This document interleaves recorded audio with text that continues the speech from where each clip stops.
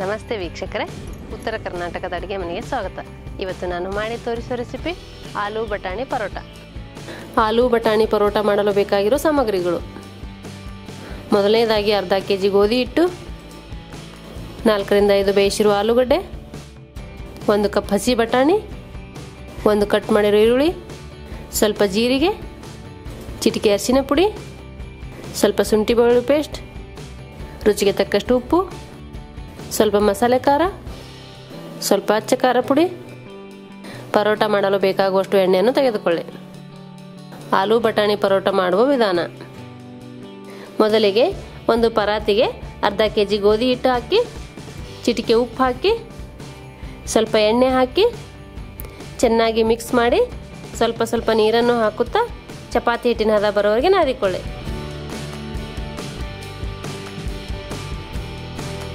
ಈ ರೀತಿ ನಾದಿ 10 ನಿಮಿಷ ನೆನೆಯಲು ಬಿಡಿ.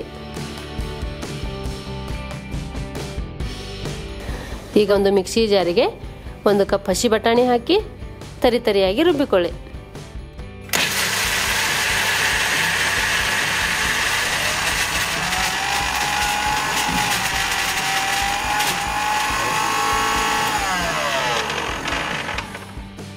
ಈ ರೀತಿ ತರಿತರಿಯಾಗಿ ರುಬ್ಬಿ ರೆಡಿ ಮಾಡಿಕೊಳ್ಳಿ. ಈಗ ಒಂದು ಪಾತ್ರೆಗೆ ಒಗ್ಗರಣೆಗೆ ಬೇಕಾಗುವಷ್ಟು ಎಣ್ಣೆಯನ್ನು ಹಾಕಿ, ಎಣ್ಣೆ ಬಿಸಿಯಾದ ನಂತರ ಸ್ವಲ್ಪ ಜೀರಿಗೆ ಹಾಕಿ, ಸ್ವಲ್ಪ ಶುಂಠಿ ಬೆಳ್ಳುಳ್ಳಿ ಪೇಸ್ಟ್ ಹಾಕಿ, 1 ಕಟ್ ಮಾಡಿರೋ ಈರುಳ್ಳಿ ಹಾಕಿ, ಈರುಳ್ಳಿ ಸ್ವಲ್ಪ ಫ್ರೈ ಮಾಡಿಕೊಳ್ಳಿ.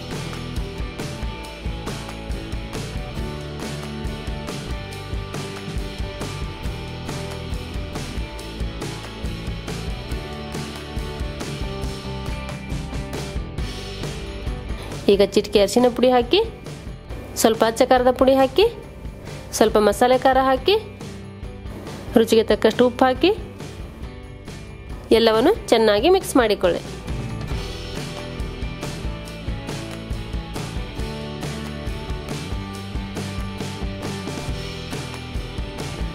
ಎಲ್ಲವನ್ನು ಚೆನ್ನಾಗಿ ಮಿಕ್ಸ್ ಮಾಡಿದ ನಂತರ ಮುಂಚೆ ರುಬ್ಬಿ ರೆಡಿ ಮಾಡಿರುವಂಥ ಹಸಿ ಬಟಾಣಿ ಹಾಕಿ, ಬೇಯಿಸಿರುವ ಆಲೂಗಡ್ಡೆಯನ್ನು ಮ್ಯಾಶ್ ಮಾಡಿ ಹಾಕಿ ಚೆನ್ನಾಗಿ ಮಿಕ್ಸ್ ಮಾಡಿಕೊಳ್ಳಿ.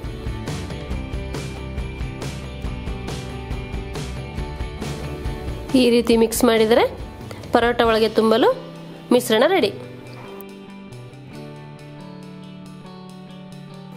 ಈ ಮಿಶ್ರಣ ತಣ್ಣಗಾಗಲು ಬಿಡಿ. ಈಗ ನೆನೆದಿರುವ ಹಿಟ್ಟನ್ನು ಚೆನ್ನಾಗಿ ಮಿದ್ದಿಕೊಂಡು ಒಂದು ಚಪಾತಿ ಉಳ್ಳಿಯಷ್ಟು ಹಿಟ್ಟನ್ನು ತೆಗೆದುಕೊಂಡು ಸ್ವಲ್ಪ ಒಣ ಹಿಟ್ಟು ಹಾಕಿ ಈ ರೀತಿ ಲಟ್ಟಿಸಿಕೊಳ್ಳಿ.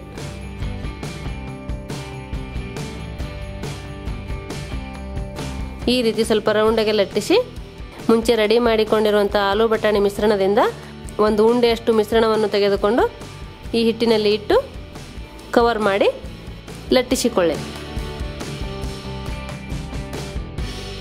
ಆಲೂಗಡ್ಡೆಯನ್ನು ಮ್ಯಾಶ್ ಮಾಡುವಾಗ ತುಂಬ ದಪ್ಪಗೆ ಬಿಟ್ಟರೆ ಪರೋಟ ಲಟ್ಟಿಸುವಾಗ ಅದು ಹಿಟ್ಟಿನಿಂದ ಆಚೆ ಬರುತ್ತೆ. ಅದಕ್ಕೆ ಸ್ವಲ್ಪ ಆಲೂಗಡ್ಡೆ ಚೆನ್ನಾಗಿ ಮ್ಯಾಶ್ ಮಾಡಿಕೊಳ್ಳಿ. ನಿಮಗೆ ಎಷ್ಟು ತೆಳ್ಳಗೆ ಬೇಕೋ ಅಷ್ಟು ತೆಳ್ಳಗೆ ಪರೋಟಗಳನ್ನು ಲಟ್ಟಿಸಿಕೊಳ್ಳಬಹುದು. ಪರೋಟ ನಿಮಗೆ ದಪ್ಪ ಬೇಕೆನ್ನುವುದಾದರೆ ಹಿಟ್ಟು ಮತ್ತು ಹೂರಣ ಸ್ವಲ್ಪ ಜಾಸ್ತಿ ತೆಗೆದುಕೊಂಡು ಲಟ್ಟಿಸಿಕೊಳ್ಳಿ.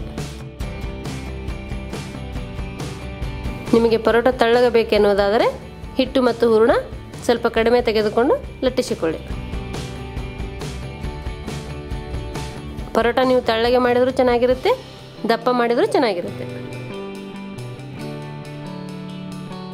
ಮಕ್ಕಳು ಬಟಾಣಿ ಆಲೂಗಡ್ಡೆ ತಿಂದೇ ಇದ್ದಾಗ ಈ ರೀತಿ ಪರೋಟ ಮಾಡಿಕೊಟ್ಟರೆ ಒಳ್ಳೆಯದು.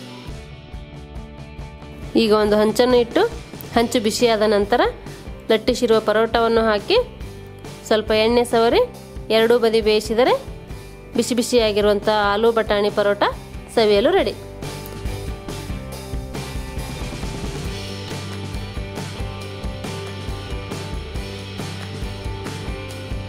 ಆಲೂ ಬಟಾಣಿ ಪರೋಟ ಮಾಡೋ ವಿಧಾನ ನಿಮಗೆ ಇಷ್ಟವಾದಲ್ಲಿ ಲೈಕ್ ಮಾಡಿ, ಶೇರ್ ಮಾಡಿ, ಕಮೆಂಟ್ ಮಾಡಿ, ಸಬ್ಸ್ಕ್ರೈಬ್ ಆಗಿ. ಧನ್ಯವಾದಗಳು.